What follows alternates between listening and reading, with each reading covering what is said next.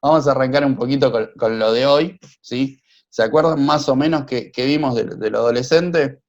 Y obvio, cualquier tema de esto que parece interesante, en cualquier momento me preguntan, no hay ningún problema, ¿sí? Bien. Vamos con el tema de los adolescentes. ¿Algo se acuerdan? Octavio, por favor. Dame un segundo, Lucas, ahora te digo porque tengo que Sí, hacer. sí. No sé. Me apareció una leyenda ahí. Pero bueno, básicamente no me acuerdo que nos habías explicado que el adolescente es de alguna forma un historiador de sí mismo. Yo me acuerdo de esa leyenda que hace un montón de tiempo que la vimos, cuando, bueno, antes de las vacaciones. Este, mm, entonces, de alguna forma, no sé si tiene que ver con el tema de que es una etapa, porque el niño, por ejemplo, nosotros cuando jugaba solo, entonces, de alguna forma, no, perdón, me estoy confundiendo, voy a dejar que diga Sí, otro, pero yo me acuerdo de esa frase, la de el niño, el adolescente es un yo historiador. La exactamente, dejo sí, ahí. sí. Caro, creo que habías levantado la mano. Sí. Sí, no, justo está el enfoque en eso, en el que el yo es un historiador. Creo que era porque nosotros siempre vamos como ese ida y vuelta entre el pasado y el presente, y vamos como construyendo, y el futuro, perdón, Sí. y vamos como construyendo un relato. Y creo, me acuerdo de la frase que nos habías dicho de que somos lo que hicieron, no, somos lo que hacemos con lo que hicieron de nosotros. Somos lo que Sí. hacemos con lo que hicieron de nosotros, sí, Sí, exactamente. que también lo vimos en Top, creo. Y cómo Claro, la nosotros, dice Sartre, no es mía, se la robé no, directamente a Sartre. no, sí, sí, pero también la vimos en Teoría del Conocimiento, creo. Sí, Pero esto de que construimos el futuro mirando el pasado. exactamente, ¿sí? Y un poco eso termina siendo una necesidad teórica, ¿sí? Porque si no, tendríamos que admitir, ¿sí?, la hipótesis de la generación espontánea. Es decir, de golpe empezamos a hacer algo. ¿Escucharon la hipótesis de la generación espontánea? Con Pero entiendo. Pasteur y demás. Sí, Sí, Bueno, ¿se acuerdan? Básicamente era Yo otro no me la campo que no acuerdo. tiene... Sí, ¿La puedes mencionar un poco para, por lo sí, menos, sí, sí, es por favor? otro campo que no tiene que ver nada con la psicología, pero sí es de la ciencia en general, ¿sí? Se admitía, por ejemplo, con respecto, creo, Pasteur, 1860, parece por ahí, hizo los experimentos, Sí, bueno, más o menos pasando a la por ahí segunda parte del andamos. siglo XIX.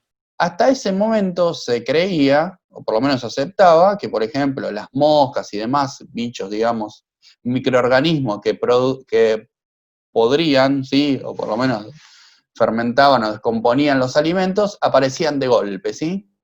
Uno los dejaba porque uno Sí, ve sí, la sí, ahora carne me en acuerdo, ahora me acuerdo. descomposición y de golpe tienen. Bueno, él lo que hace es básicamente toma distintas muestras de carne o caldo de carne o algo así, los sella alguno, otros deja entrar insectos, sí que entre aire, y bueno, básicamente dice, no, a ver, la generación espontánea no existe, en los que están sellados no apareció ningún bicho, no se descompuso nada, ¿sí? En los que no están sellados, sí. Bueno, esto, a ver, no está explícitamente si uno lee a Freud, pero es de esa época. Freud escribe a fines de 1800, sí, un poco. Y en general en la ciencia, medio que tratan de separarse de eso, ¿sí? No existe nada de golpe espontáneamente, sino que hay un proceso formativo, ¿sí? Uno si mira la historia, uno si se va a las ciencias más duras, por ejemplo, física, teórica, dice la teoría del Big Bang y demás, hay toda una historia formativa del universo, no es que de golpe aparecieron de un día para el otro, ¿sí? Y eso empieza a tener correlación en todas las demás áreas. Uno estudiaba la alquimia antes, si se quiere, estos se llaman hipótesis esencialistas, ¿sí? Uno estudiaba, por ejemplo, lo anterior a la química era la alquimia, en donde se suponía que adentro estaba el oro, ¿sí? Con lo cual uno hacía experimentos y de golpe cualquier material se podía llegar a convertir en oro, ¿sí? ¿Qué tiene que ver con todo esto? Bueno, que admitía la idea de una generación espontánea. De golpe, de la nada, aparece tal o cual cosa. Bueno, esto que tiene que ver con sexualidad, con psicología, etcétera, con el adolescente, etcétera. Bueno, es de creencia popular creer que la función sexual aparece de golpe a los 12 años, ¿sí? Uno llega, cumple los 12 años, de golpe aparece el deseo sexual y uno quiere ser padre, madre, etcétera, ¿sí? Bueno, esto no es así, ¿sí? De la misma manera que la inteligencia para resolver ecuaciones no aparece de golpe en octavo grado cuando resolvemos ecuaciones, ¿sí? Sino que hay un proceso formativo, que con Piaget lo estudiamos, ¿sí? Entonces, lo mismo que pasa para la inteligencia pasa para la sexualidad. No hay generación espontánea, sino hay un proceso formativo, ¿sí?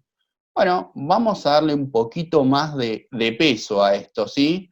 A esta historia formativa. Y vamos a decir, en la adolescencia, concretamente, la tarea del adolescente, del ser humano que atraviesa por esa etapa, es profundizar en la historia esta, ¿sí? ¿Por qué? Porque tiene que dar un paso grande, que es salir de su ambiente familiar, de su núcleo familiar, que no tiene que ver solamente con salir en términos físicos, porque uno puede seguir viviendo en la casa de sus padres, sino con salir en términos psicológicos, ¿sí? Es decir, poder construir relaciones autónomas, ¿sí? Más allá de la autoridad de sus padres, ¿sí?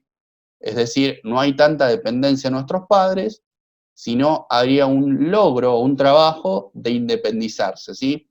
Esto en psicología se le llama exogamia, ¿sí? Poder salir del núcleo familiar y poder construir relaciones estables fuera de ese núcleo, ¿sí? Bien, ¿se entiende hasta acá? Sí. Bueno, ¿alguna duda? Bien, buenísimo. Bien, dicho esto, como para ir poniendo algunos puntos concretos, hay una autora que es la que propone esto y dice, sí, todo bien, todo muy lindo, eso es cierto, se tienen que proyectar hacia el futuro y a su vez, lo que decíamos recién, para lograr esto tienen que construir su pasado, a su vez se proyectan para atrás. Bueno, ¿por qué es esto? ¿Sí? Bueno, por varias cuestiones, pero una de las que dan más peso es que justamente en la adolescencia hay un cambio biológico que no lo podemos obviar, ¿sí? Que tenía que ver con todos cambios en aspectos, sí, pero también cambios funcionales. Tenemos la capacidad de reproducirnos como especie, ¿sí? Tenemos la capacidad, a partir de los 12 años más o menos, o un poquito más, un poco menos, ¿sí? De poder procrear, ¿sí? Eso tiene efectos, que es un cambio biológico, tiene efectos psicológicos, ¿sí? Bueno, ¿cómo va a ser esto? Y uno puede decir, bueno, está bien, Lucas, todo bárbaro, yo tengo la capacidad de procrear, etcétera, pero yo no quiero ser padre. En todo caso, incluso mi orientación sexual es homosexual, con lo cual biológicamente no es posible. Bien, bárbaro, yo te digo, perfecto, es tu decisión, genial. Pero en todo caso, el fenómeno y la posibilidad existe, ¿sí? Que queramos realizarla o no, de hecho, que lo realicemos o no, no significa que el fenómeno no exista, ¿sí? La potencialidad de poder reproducirnos como especie existe, ¿sí? Podemos llegar a ser padres. Ese es un punto importante. ¿Se entiende? Bien. Eso tiene efectos psicológicos, ¿sí? En primer lugar, bueno, la responsabilidad, uno quiere ser padre ahora o no, pero en todo caso la capacidad, ¿sí? De cuidar al otro. Ya nos empezamos a inscribir dentro de un terreno más amplio, ¿sí? Tiene que ver con la descendencia, ¿sí? Empezamos a pensarnos como padre de, y a su vez para ser buenos padres de, tenemos que ser buenos hijos de, ¿sí? Nos ponemos en el lugar de hijo. Con lo cual hay toda una línea generacional que empieza a tener más peso, ¿sí? Con lo cual, a la hora de pensarnos hacia el futuro, como tenemos la capacidad de tener hijos, empezamos a su vez a pensarnos como en el pasado, somos nosotros hijos, y nuestro papá, y el papá de él, etcétera. Toda una cadena genealógica, ¿sí? Por eso tiene sentido decir, bueno, si nos proyectamos hacia el futuro, tomamos conciencia de nuestro pasado, ¿sí? Y hay un ida y vuelta todo el tiempo. Bien. ¿Se entiende eso? Bárbaro.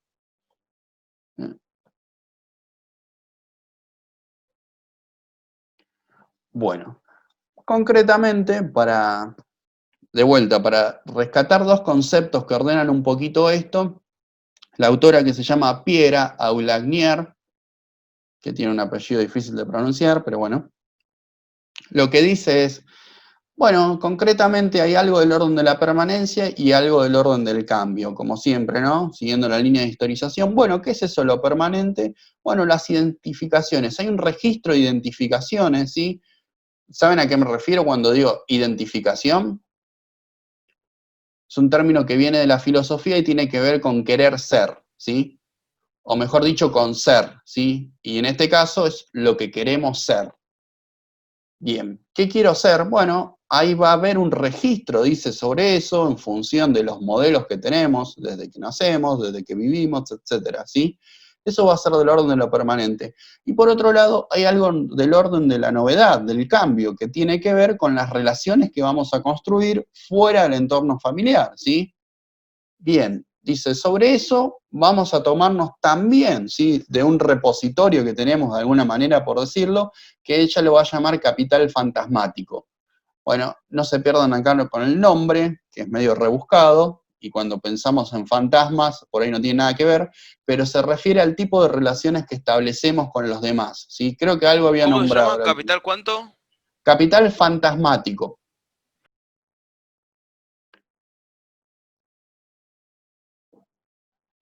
Creo que hay un texto resumen que después les voy a pasar. Se me rompió la computadora estos días, así que bueno, un poco se me complicó.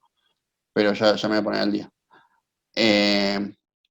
Bien, capital fantasmático que tiene que ver justamente la idea de capital, la idea de acumulación, y la idea de fantasmático tiene que ver con las relaciones, ¿sí? Se toma la figura de fantasma para establecer las relaciones que siempre, digamos, siempre construimos con los demás. Tiene mucho que ver con lo que veíamos en su momento con Bowlby, los modelos de relación, ¿sí? Que uno tendría a relacionarse de la misma manera a lo largo del tiempo. Bueno, esto básicamente va por ese lado, ¿sí? Es un concepto de Lacan, etcétera, que tiene bastante para hablar, pero básicamente lo único que quiero que quede claro que es la manera de relacionarnos, ¿sí? Como si fuera una obra de teatro en nuestra vida, en donde van cambiando los actores y siempre nos relacionamos de la misma manera, ¿sí? Uno va teniendo distintas parejas, pero siempre más o menos se relaciona de la misma manera. Hay uno que siempre es engañado, otro que siempre, hoy está de moda hablar de relaciones tóxicas, ¿sí? Eso pareciera ser que se repite en ciertas personas, pero por otro lado, hay relaciones saludables y también se repiten, ¿sí? Yo digo tóxicas y eso porque siempre es lo que más fácil se ve, pero hay relaciones saludables que también se repiten, ¿sí? En todo caso, todos tenemos cierta manera de relacionarnos, ¿sí?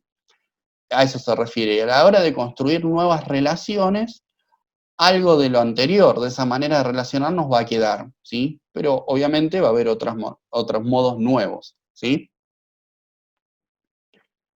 Bien.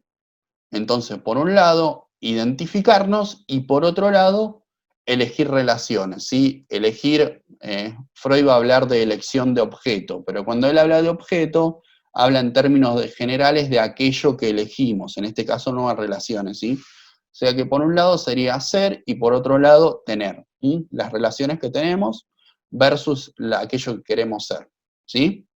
Son dos tareas que van de la mano. ¿Las puede repetir, Lucas, por casualidad? Por favor. Sí, por un lado lo que queremos ser, ¿sí? Y por otro lado las relaciones que queremos tener. Ser versus tener. Es una discusión de la filosofía, ¿sí? Ser o no ser. Bueno, por un lado aquello que nos identificamos y por otro lado aquello que queremos tener. Bien, todo eso son trabajos psíquicos, ¿sí? Que obviamente son motivados o impulsados por un cambio biológico, que en este caso sería la capacidad de ser padres, ¿sí? El punto que quede claro es cómo un cambio biológico, que no es menor, ¿sí? Que añade una función, la de procrear, tiene su correlato psíquico, ¿sí? Tenemos que ser capaces de identificarnos, de ahí vendrá luego en términos sexuales lo que sería nuestra identificación sexual, que hoy se habla mucho, y por otro lado aquellas relaciones que elegimos tener o aquello objeto de nuestro deseo, ¿sí? Que por ese lado va a venir lo que es la orientación sexual, que también se habla mucho hoy en día, ¿sí? Pero en todo caso la idea es que lo ordenemos un poquito en esta oposición, ser versus tener. Bien. Dicho esto, ¿alguna duda más o menos? Digo, hasta acá. Genial. Bien. Concretamente, algo que profundizamos, ¿sí? Y que añade acá Freud, tendría que repasar un poquito el desarrollo psicosexual, pero bueno, se los nombro ahora y lo vamos repasando, ¿sí? Dos funciones importantes en términos del desarrollo psicosexual para Freud en este momento, ¿sí? Del desarrollo es, primero, él lo va a llamar primado genital, organización en función del primado genital. Ahora les explico qué es. Y por otro lado, ¿sí? La elección de objeto, que tiene que ver con el logro de la alteridad. Anoten también alteridad, ahora les explico qué es cada una de esas cosas. Pero ¿Cómo, viene Lucas? de la mano Perdón. con lo que venimos hablando. Entonces, ¿cómo es, Lucas? Va a haber dos El- funciones. Por un lado, organización, ¿sí? En función del primado genital. Y por otro lado, alteridad. bueno, por los nombres parecen ser parecidos a los que explicaba, o sea, el concepto de que planteaba, ahora te digo, ¿cómo es? Vygotsky no, Piaget, el tema de la estructuración y después la reestructuración de ese cambio, o sea, lo que Ah, es la incorporación, la acomodación y la adquisición o la adquirir estos conceptos, estos tipos un constante cambio, ¿puede ser? Por sí, los sí, sí, a nombres. ver, la lógica o el movimiento, si se quiere, es dialéctico, se lo piensa así, y sí, son iguales. Hay un desarrollo histórico, etcétera, en donde cada nuevo estado contiene a los anteriores, ¿sí? Y es superador a su vez. Sí, bien, concretamente decíamos que si lo importante es poder reproducirnos, o por lo menos el poder reproducirnos inaugura, ¿sí? Un nuevo trabajo psicológico que es pensarnos como parte de una genealogía y a su vez asumir la capacidad de ser padres, ¿sí? O por lo menos progenitores. Bueno, algo importante para que esto se dé es, en primer lugar, que para que efectivamente se dé la reproducción tiene que haber coito, ¿sí? Hoy podemos decir, bueno, en términos de hay inseminación artificial, etcétera, bueno, pero por lo menos en términos biológicos tiene que haberlo, ¿sí? Si no, no es posible. Bien, dicho esto, con lo cual tiene que nuestro organismo, nuestro psiquismo, tiene que estar preparado en función de eso. No solo que biológicamente podamos, en términos de que haya eyaculación, proceso, etcétera, sino que además biológicamente, piensen en términos del desarrollo psicosexual, nos dé placer, ¿sí? Con lo cual, todo ese desarrollo de la función sexual, que era sexual en términos amplios, ¿sí? Todo aquello que nos da placer, que primero se fijó en lo oral, en la etapa oral, después en lo anal, en la etapa anal, después en lo fálico, dice, bueno, en la adolescencia se va a fijar en lo genital, ¿sí? Con lo cual va a haber todo un movimiento, ¿sí? Somático o físico que va a apuntar a la descarga, ¿sí? Y es bastante literal en eso. Pero tiene que ver con, bueno, hay toda una tensión en el aparato psíquico que se va a aliviar una vez que se realice el acto sexual, ¿sí? Eso para ambos sexos, ¿sí? En términos biológicos. Eso por un lado, con lo cual dice, bueno, toda nuestra estructura psíquica y todo el placer se va a apuntalar en la zona genital, ¿sí? Eso por un lado. ¿Queda más o menos claro? Bien. De vuelta, esto no es teleológico, sino es descriptivo. Es lo que suele suceder, ¿sí? De hecho, le pasa a todos. Después que alguien tenga la orientación sexual no heterosexual, no cambia nada eso. De todas maneras, siempre va a apuntar a la descarga y nuestro aparato psíquico va a encontrar reposo una vez que se satisface ese acto sexual, ¿sí? Al margen de que se dé la reproducción o no, etcétera, ¿sí? Bien, eso por un lado. Y por otro lado, y esto es un poquito bastante humanista, dice, nosotros no tenemos ese acto con cosas, con animales, ni nada por el estilo, sino con otra persona que tiene la capacidad y libertad de elegir igual que nosotros, ¿sí? Sí, Octavio, Va a sonar un poco raro, pero sí, las personas que tienen acercamiento o quieren aparearse con una especie distinta a la que no es la raza humana, ¿podríamos decir que tiene un trastorno mental? Desde el psicoanálisis, sí, en realidad tendría que decir que no se logró el desarrollo de manera saludable, ¿sí? Hubo una desviación en el desarrollo psicosexual. Ok. Ahora, Pero entonces depende de la escuela también, depende con qué psicólogo tratás, te puede decir o no que es un trastorno mental aparearse con un animal. Suena eh, extraño, pero hay personas que lo tienen.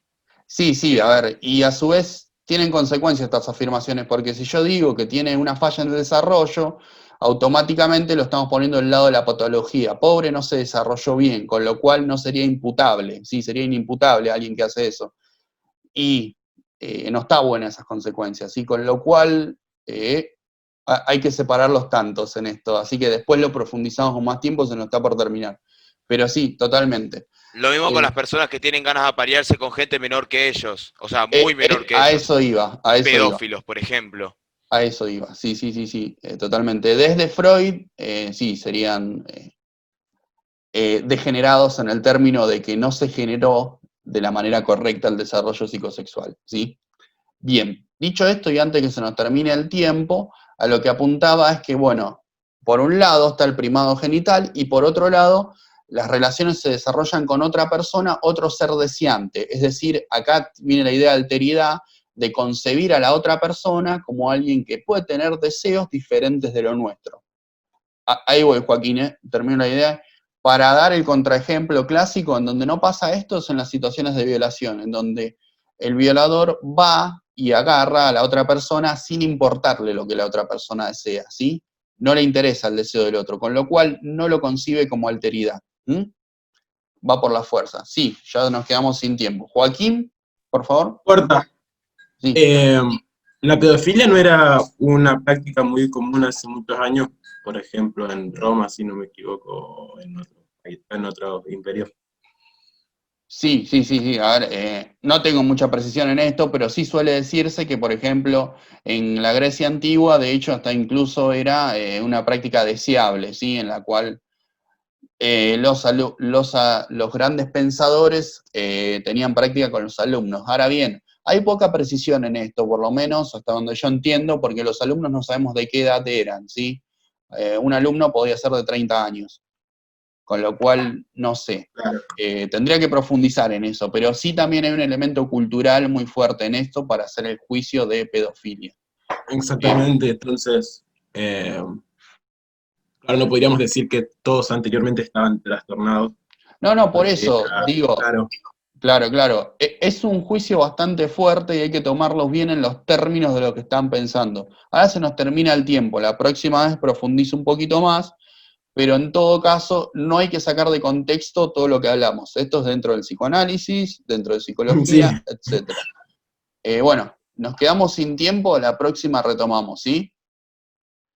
Bueno, muy interesante todo lo que aportaron, gracias chicos, muy buena la Gracias a clase. vos, Lucas. Bueno, Muchísimas nos vemos la gracias. próxima, ¿sí? Muy bien.